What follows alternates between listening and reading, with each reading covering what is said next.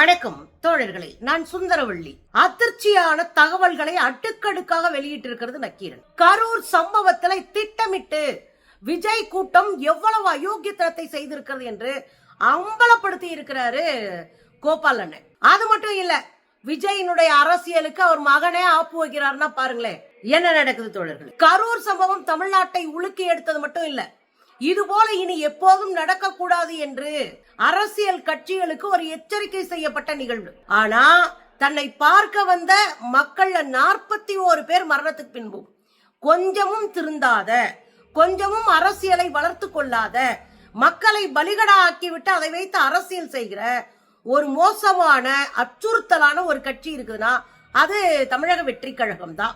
ஒரு சம்பவம் நடந்துச்சுன்னா அதை பொறுப்பேற்றுக் கொண்டு அதிலிருந்து திருந்தி அடுத்த கட்டத்திற்கு போவதுதான் அரசியல். ஆனா அதுக்குள்ள கையே வைக்காம பழிய தூக்கி ஆளுங்கட்சி மேல போட்டுட்டு நான் யோகியன் அப்படின்னு தனக்குத்தானே ஸ்டாம்ப் குத்திக்கிற ஒரு அயோக்கியன் தான் விஜய். அததான் நம்ம பார்த்துக்கிட்டே இருக்கோம் தொடர்ந்து. 2-3 நாளைக்கு முன்னாடி சிபிஐ அதிர்ச்சிகரமான சில வீடியோக்களை வெளியிட்டாங்க. சிபிஐ சார்பில் பலரும் வெளியிட்டாங்க. விஜயோட எப்படியாவது கூட்டணி சேர வேண்டும், விஜய கூட்டணிக்குள்ள இழுத்து போட்டு எப்படியாவது அடுத்த ஆட்சி அமைக்க மாட்டோமா அப்படின்னு கொட்டாவி விட்டுட்டு இருக்கிற ஒரு கும்பலோட விஜய் எப்படி சேர்ந்துருவாரு நம்பிச்சு பாஜக. அதன் அடிப்படையில தான் விஜயை அழுத்தம் கொடுத்தது, சிபிஐ வச்சு அழுத்தம் கொடுத்தது, அதே மாதிரி இன்கம் டாக்ஸ் வச்சு அழுத்தம் கொடுத்தது, நீதிமன்றத்தை வச்சு அழுத்தம் கொடுத்தது, சென்சார் போர்டை வைத்து அழுத்தம் கொடுத்தது. ஆனா இத்தனை அழுத்தத்தை கொடுத்த பாஜகவை குறித்த கொஞ்சமும் யோசிக்காம திமுக மீது பழி போட்டு கூச்ச நாச்சம் இல்லாம ஒரு அயோக்கியத்தனமான அரசியலை செய்கிறார் விஜய். இது ஒரு பக்கம் இருக்கா, இந்த கரூர்ல நடந்துச்சுல பல திடுக்கிடுகிற தகவல்களை எல்லாம் நக்கீரன் வெளியிட்டு இருக்கு. அதுல கோபாலனே சொல்றாரு, நாம நிறைய கேள்விகள் கேட்டுட்டோம், அதுல திட்டமிட்டே மக்களை கூட்டியது நமக்கு தெரியும், மக்களை அதிகமா கூட்டணுன்றதுக்காகவே 7 மணி நேரம் தாமதமா வந்தது நமக்கு தெரியும், கரண்ட் கம்பி, டிரான்ஸ்பாரம், மரம், கிளை, வீடு, வாசல் எல்லாத்துலயும் தொங்கிட்டு இருந்ததை பார்த்தோம். 12 மணிக்கு இங்கே கூட்டம் நடக்கும் அப்படின்னு அறிவிச்சுட்டு நைட்டு 7 மணிக்கு வந்தாங்க, 7:45 வந்தாங்க. இதெல்லாம் நமக்கு தெரியும். ஆனா எப்படியா இவ்வளவு கூட்டம் வெளியவே போகல அப்படின்னு போது ஏற்கனவே நம்ம ஒரு வீடியோ போட்டிருக்கோம், ஒரு காணொளி காட்சி நமக்கு கிடைச்சது. ஒரு பையன் மாடியில இருந்து அனௌன்ஸ் பண்ணிட்டே இருக்காப்ல, அண்ணன் 1 மணி நேரத்துல வந்துருவாருன்னு. அவர் அனௌன்ஸ் பண்ணும்போது 2 மணி, அப்படி வந்திருந்தா 3 மணிக்குள்ள வந்திருக்கணும். 2 மணிக்கு மொட்டை வெயில்ல மாடியில நின்று அனௌன்ஸ் பண்றாரு, அண்ணன் 2 மணிக்கு வந்துருவாருன்னு, 1 மணி நேரத்துல வந்துருவாருன்னு. தீரன் அதிகாரம் படத்துல 2 கிலோமீட்டர் சொல்லி நடக்க வச்சு நாட்டை தாண்டி கூட்டிட்டு போவாங்க பாருங்க, அது போல 2 கிலோமீட்டர்ன்ற மாதிரி 1 ஹவர்ல வந்துருவாரு, 1 ஹவர்ல வந்துருவாரு அப்படின்னு மைக்கில பேசி பேசி மக்கள் நிறுத்திருந்தாங்க. அது மட்டும் இல்ல, இப்போ நக்கீரன்ல என்ன சொல்றாங்கன்னா, மனித சங்கிலி போல கைகளை கோர்த்து கொண்டு மக்களை வெளியவே விடல. இது எவ்வளவு பெரிய குற்றச்சாட்டு தெரியுங்களா உங்களுக்கு? அப்ப இவங்க போயிட்டாங்கன்னா பெரிய அலை தெரியாது, பெரிய மக்கள் வெள்ளம் தெரியாது, என்ன பார்க்க லட்சக்கணக்கில் கோடி கணக்கில் மக்கள் திரள்றாங்கன்னு உருட்ட முடியாது. அதனால என்ன பண்றாங்க, வந்த மக்கள் வெளியே போயிடாம ரொம்ப தெளிவா மனித சங்கிலி மாதிரி புடிச்சுக்கிட்டு யாரையும் வெளியே அனுப்பல. அது ஒரு பெரிய பிரச்சனை, யாரையுமே வெளியே அனுப்பல. ஏற்கனவே நம்ம பேசி இருக்கிறோம், உள்ள தண்ணி இல்ல குடிக்க, வெயில்ல நிக்கிறாங்க, ஏற்கனவே டீஹைட்ரேஷன் ஆயிருக்கும், உடம்பு நீர்ச்சத்தை இழந்திருக்கும், அதுல கூட்டம் அதிகரிக்க மூச்சு விட முடியாம போயிருக்கும். ஏற்கனவே இந்த பிரச்சனை இருக்கு. அண்ணனுடைய அந்த ரசிக குஞ்சுகள் இருக்காங்கல்ல, மாவட்ட பொறுப்பாளர்கள், அவங்க பேசினா ஒரு ஆடியோ வெளியாச்சு. அந்த ஆடியோ பத்தி நம்ம ஆல்ரெடி பேசியிருக்கோம், உங்களுக்கு நினைவூட்டுறேன். அந்த ஆடியோல என்ன சொன்னாங்க, ஒவ்வொரு டிஸ்ட்ரிக்டும் இவ்வளவு பேரை கூட்டிட்டு வரணும், இவ்வளவு பேரை கட்டாயமா கூட்டிட்டு வரணும்னு. அதுக்கு பிறகு நாமக்கல்ல இருந்து கரூருக்கு பின்னாடியே வண்டிகள் வருது, பின்னாடி வண்டி வருதுங்க, இங்கேயே ஆயிரக்கணக்கில் நிக்கிறாங்க, பின்னாடி 2000-3000 வண்டி வருது, 2 வீலர் அது வாட்டு கணக்கில்லாம வருது, கார் மட்டுமே 500க்கு மேற்பட்ட கார்கள் வருது, கதன்னு பெரிய கூட்டத்தோட தான் வர்றாங்க. வந்த பிறகும் கூட நாமக்கல்ல இருந்து வந்தவங்க அப்படியே வெளியே நின்றுக்கணும், அது நிக்கல, அவங்க கடன்னு வண்டியோட சேர்த்தே உள்ள வந்துட்டாங்க. அப்ப அங்க ஒரு 2-3000 பேர் இருக்காங்க, ஏற்கனவே நெருக்கடியில பலாயிரம் பேர் நிக்கிறாங்க. இந்த வண்டி பிரச்சார வண்டி மட்டுமே ஒரு மலையை தூக்கிட்டு வந்து போட்ட மாதிரி, அதுவே எப்படி ஒரு 500 பேர் நிக்கிற இடத்த பிடிச்சிச்சு. அப்ப மிச்சம் இருக்கிற ஆளுங்க பூரா 4 பக்கம் செதறி ஓடுவாங்க. இப்படி போட்டு அமுக்கும் போது மிகப்பெரிய வேவு அலை மாதிரி மக்கள் அப்படியே திண்டாடுறாங்க. கடைசியில் என்னாச்சு, 41 பேர் செத்தாங்க. அப்ப மனித சங்கிலி மாதிரி கைய பிடிச்சுக்கிட்டு மக்களை வெளியே தப்பிச்சு போயிடாம பார்த்திருக்கு இந்த விஜய் கூட்டம். இது ஒரு வகையான கொலைதாங்க. நீங்க தப்பிச்சாவது மக்கள் போயிருப்பாங்க. அப்படி போக விடாம கைய பிடிச்சிட்டு மனித சங்கிலி மாதிரி நின்றுட்டு இருந்திருக்கீங்க. அதுல இன்னொரு விஷயம் என்ன தெரியுங்களா, இந்த கேமரா செட் பண்ணத்தான் லேட்டா இருந்திருக்கு. விஜய் ஏன் லேட்டா வந்தாருன்றாங்க இல்லையா, இந்த கேமரா செட் பண்ணி கூட்டத்தை பெருசாக்கி நம்ம ஏற்கனவே சொன்ன மாதிரி ஜனநாயகன் படத்துல அந்த கடைசி காட்சி வைக்கிறதுக்கு தான் இந்த ஷூட்டிங்கே. ஜனநாயகன் படத்துல கடைசி காட்சியை பக்காவா வைக்கணும். அப்ப பெரிய ஒரு அலை வரும். இவ்வளவு கிரௌட கூட்டிட்டு போய் ஒரு ஷூட்டிங் எடுக்கிறது சாதாரணம் இல்ல. அப்ப இந்த கிரௌட காட்டுறதுக்கு ஒரு பெரிய படப்பிடிப்பு இது வேணும், சூழல் வேணும். அது இல்லாம இயல்பாகவே மக்களை பார்த்து எடுக்கிறதுக்கு தான் இந்த ஷூட்டிங்கே. இந்த ஷூட்டிங்கே நடக்க போகுதுன்றது ஆல்ரெடி நக்கீரன் கோபாலனுக்கு தெரியுது. ஏன்னா விஜய் கூட்டத்துல அவருடைய சோர்ஸ் ஒண்ணு இருக்கு. விஜய் கூட்டத்தோட அவருடைய சோர்ஸும் இருக்கிறாங்க. அவங்க கொடுத்த தகவல் தான் இது. இன்னொரு பெரிய அதி பயங்கரமான ஒரு விஷயம் சொன்னாரு.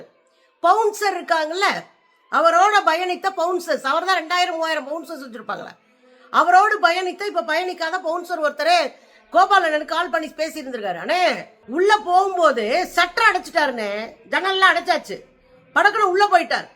மேபி அந்த முக்குல அவர் வெளியே இருந்திருந்தாருன்னா அங்க பார்த்துட்டு அப்படியே கூட்டம் போயிருக்கும். அப்படியே பார்த்து கூட்டம் கலைஞ்சிருக்கும். இங்க ஒரு கொஞ்சம் ஒரு 5000 பேர் 2000 பேர் கம்மியா இருந்திருப்பாங்க. அது இன்னும் 10 உயிரை காப்பாத்துறதுக்கான தான் இருக்கும். ஆனா என்ன ஆகி போச்சு, ஏற்கனவே இங்க கூட்டம், பின்னாடி ஒரு கூட்டத்தை கூட்டிட்டு வந்திருக்காரு. மூணாவது என்ன பண்ணிட்டாரு, உள்ள போய் உட்கார்ந்துகிட்டாரு. உள்ள போய் உட்கார்ந்த உடனே தான் பெரிய அலை வீச ஆரம்பிச்சிருச்சு. இவரை பாக்குறதுக்காக அங்க இருந்தவங்க உள்ள வர ஆரம்பிச்சிட்டாங்க. அப்ப இந்த சட்டை அடைக்கும் போது விஜய் சொல்லி இருக்கிறாரு, பாருங்க நான் சட்டை அடைச்சிட்டேன்னா மக்கள் அலை மோதி உள்ள ஓடி வருவாங்க பாருங்க. அட சைக்கோ அசிங்கமா இல்ல? உன்னை தேடி வர்ற மக்களை பலி கொடுத்துட்டு நீ எல்லாம் ஒரு தலைவனா? சைக்கோ பார்த்து கூட ஏதோ ஒரு காரணம் இருக்குங்க. இந்த காரணமும் இல்லாம ஒரு சைக்கோ தரமா உட்கார்ந்து இருக்கு இந்த விஜய். எவ்வளவு திமிருன்னு பாருங்க. கடைசி நேரத்துல உள்ள போய் உட்கார்ந்துகிட்டு பாருங்க கூட்டம் பின்னும் பாருங்க, அலையா வருவாங்க பாருங்க, பின்னாடி ஓடி வருவாங்க பாருங்கன்னு ஒருத்தன் உள்ள போய் உட்கார்ந்து சொல்றானா அவன் பைத்தியக்காரனா இல்லையா? அதான் விஜய் செஞ்சிருக்கான். இதுல இன்னொரு முக்கியமான தகவல் இருக்கு. விஜயுடைய காரு கரூருக்கு வர்றதுக்கு முன்னாடி 2 பசங்களுடைய வண்டி போய் சக்கரத்துல மாட்டுச்சு தெரியுங்களா? அந்த பசங்க என்ன ஆனாங்கன்னு இன்னைக்கு வரைக்கும் கேஸ் இல்ல. அத குறித்து ஒரு இடத்துலயும் தகவல் இல்ல. ஒரே ஒரு காணொலியை தவிர என்ன நடந்துச்சுன்னே தெரியாது. அப்ப இங்க என்ன நடந்துட்டு இருக்குன்னு புரியுதுங்களா உங்களுக்கு? அப்பப்ப தடயங்களையும் அழிச்சுட்டே இருந்திருக்கிறாங்க. ஏற்கனவே இங்க எடுக்கப்பட்ட சிசிடிவி கேமரா, 63 ட்ரோன் கேமரா, விலை உயர்ந்த அவருடைய வண்டியில இருக்கிற கேமரா, ஷூட்டிங் கேமரா, அதுக்காக கொஞ்சம் படப்பிடிப்பு செய்வாங்களே கேமராமேன்ஸ், அவங்க எல்லாத்தையும் வச்சு பவர்ஃபுல்லா படம் பிடிச்சதுல கூட பல விஷயங்கள் அழிக்கப்பட்டிருக்கு. நான் சிக்க கூடாதுன்னு அவ்வளவு கேடுகட்டதனம் பண்றாங்க. அப்போ ஒரு விபத்து நடந்திருக்குன்னா அது பதிவு செய்யப்படலன்ற தாண்டி அப்படி ஒண்ணு நடந்ததுக்கான தடயமே இல்லை. நம்ம பார்த்தோம்ல, சக்கரத்துல விழுவானுங்களா 2-3 பசங்க, அதுக்கப்புறம் என்ன செத்துனானுங்களா, இருக்கானுங்களா, கை கால் உடஞ்சிருச்சா? ஒண்ணு இல்ல. நக்கீரன் கோபால் இது குறித்து விசாரிச்சிருக்காரு. காவல்துறை கிட்ட அத்தனையும் போய் பார்த்தா ஒரு தகவல் இல்ல. அப்ப அப்படியே மூடி தொடச்சு மறைச்சிட்டாங்க. அதுல கரூர் இன்ஸ்பெக்டர் மணிவண்ணன் அவர் சொன்னதா நக்கீரன் கோபால் அண்ணா சொல்றாரு. அவரா ரொம்ப வருத்தப்பட்டானே, போகாதீங்க அப்படின்னு நாங்க தலையிலே அடிச்சுக்கிட்டோனே, உள்ள போகாதீங்க பெரிய பிரச்சனை ஆயிரும், ஆயிரக்கணக்கான மக்கள் நிக்கிறாங்க, பெரிய உயிர் சேதாரம் ஆயிரும், போகாதீங்க தலையிலே அடிச்சுட்டோனே. ஆனா கேட்கவே இல்லைண்ணே. கூட்டம் காட்டணும்ன்ற வெறியில உள்ள போயிட்டாங்கண்ணே. ஒண்ணு சுய புத்தி இருக்கணும், சொந்த புத்தி, இல்லைன்னா சொல் புத்தி இருக்கணும். யாராவது சொன்னா கேட்டு திருத்திக்கணும். இந்த 2 புத்தியும் இல்லாத சல்லிப்பையனா இருந்தா எப்படி திருந்துவானுங்க? திருந்த மாட்டானுங்க. இன்னும் 1000 பேரை கொன்னாலும் காசை கொடுத்து உங்க வாய அடப்பாங்க, உங்க மூளைய அடப்பானுங்க. உங்க மூளை யோசிக்க விடாம இவன் யோகியன்னு யோசிக்கிறதுக்கு ஒரு 1000 பரப்புரை பிரச்சாரத்தை செய்வானுங்க. இந்த அயோக்கியத்தனத்துக்கு பேர் அரசியல் இல்லை, நேர்மையா இருக்கிறது பேர் தான் அரசியல். எல்லா அயோக்கியத்தனத்தையும் செஞ்சுட்டு குடும்பத்துக்கும் நேர்மையா இல்ல, வெளியவும் நேர்மையா இல்ல, மக்கள்கிட்ட நேர்மையா இல்ல, கட்சிக்கிட்டே நேர்மையா இல்ல. யாருக்கு தாங்க நீங்க நேர்மையா இருக்கீங்க? இதுல சஞ்சய் விஜய் அவருடைய மகன் 2வது படம் எடுத்துட்டு இருக்காரு. இந்த 2வது படத்தை யார் எடுக்கிறாங்க அப்படின்னா ரெட் ஜெயின் மூவி, உதயநிதி ஸ்டாலினுடைய அந்த அவங்களுடைய கம்பெனி இந்த இவருடைய 2வது படத்தை எடுக்கிறாங்க. சஞ்சயோடைய 2வது படத்தை அவங்களுக்கு அவ்வளவு ஹெல்ப் பண்றேன்னு சொல்லி அனுப்பி இருக்கிறாரு உதயநிதி கூட. இதுல ஏற்கனவே அவங்க தாத்தா கூட சேர்ந்துட்டு தெரிஞ்சதுனால இந்த குழந்தைங்க திமுக குழந்தைங்களா இருந்திருக்காங்க. யாரு? சஞ்சய். அப்பாவுடைய அரசியலை நான் தலையிட மாட்டேன், எனக்கு அரசியல் வராதுன்னு சொல்லிட்டு திமுகவின் மீது சப்போர்ட்டர்ஸா இருந்திருக்கிறாங்க. விஜயனுடைய மகன் இப்ப என்ன பரவிட்டு இருக்குன்னா, ஓட்டு கூட தன் சொந்த பிள்ளைங்க விஜய்க்கு போடாதுங்க. விஜய்க்கு சொந்த பிள்ளைங்களே ஓட்டு போடாதுங்க. இந்த தற்கூரிங்க தான் ஓட்டு போடுங்க. சொந்த பிள்ளைங்க கூட இது செட் ஆகாதுன்னு வெளியே வருதுங்க. அதுல அவங்க பாட்டி ஷோபா ஒரு பேட்டியில சொல்லும் போது, விஜய் மாதிரி அமைதியானவன், ஆனா ஒரு மனுஷனை அவனுடைய உணர்வுகளோட புரிஞ்சுக்குவான் சஞ்சய். யாருகிட்ட எப்படி பேசணும், அவங்க காயப்படுத்தாம எப்படி பேசணும் அப்படின்னு அப்பயே தெரிஞ்சு வச்சிருந்த ஒரு குழந்தை. விஜயை விட இந்த உணர்வு பூர்வமான குழந்தை இவன். என்ன அர்த்தம்? விஜய் ஒரு தத்தி, அதுக்கு மனுஷங்களை புரிஞ்சுக்க தெரியாது, அவனுக்கு ஒரு 3 பேரை தவிர யாரையும் புரிஞ்சுக்க முடியாது போல இருக்கு, அது யாரையும் புரிஞ்சுக்க முடியாது. நேத்துங்க அவங்க அப்பாவுக்கு ஒரு பிறந்த நாள், நேத்தா முந்த நாளோ அவங்க அப்பாவுக்கு பிறந்த நாள், ஒரு ஒரு போட்டோ ரிலீஸ் ஆயிருந்தது. ரொம்ப வேதனையா இருந்தது. தனியா வயசான காலத்துல அவங்க அம்மாவும் அப்பாவுமா ஒரு கேக்க வெட்டி, நீலாம் கோடி கணக்கில் சம்பாரிச்சு என்ன, உச்சத்துல இருந்தேன்னா உன் உச்சத்துல நீ நாசமா போ, உச்சத்துல இருந்தேன்னா பெத்த தாய் தகப்பனுக்கு ஒன்னும் புடுங்க முடியாத உச்சத்துல இருந்தா என்ன, உச்சாவில இருந்தா எங்களுக்கு என்ன? பெத்த ஆத்தாப்பட வந்து தனிமரமாக்கிட்டு தன்னுடைய தோழிகள் வீட்டுல எல்லாம் போய் பிறந்த நாள் கொண்டாட தெரியல உனக்கு, பெத்தவங்களை பார்க்க தெரியல.